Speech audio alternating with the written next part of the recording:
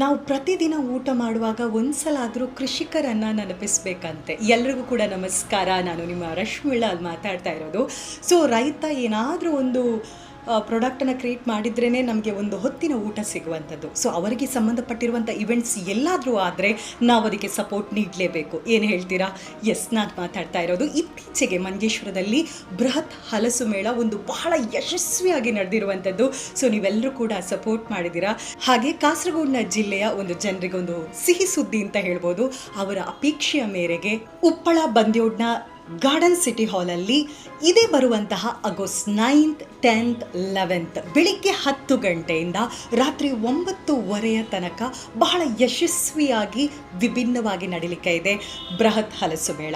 Benaka events ಬಹಳ ಶಿಸ್ತುಬದ್ಧವಾಗಿ ಈ ಕಾರ್ಯಕ್ರಮವನ್ನು ನಡೆಸ್ತಾ ಇರುವಂಥದ್ದು.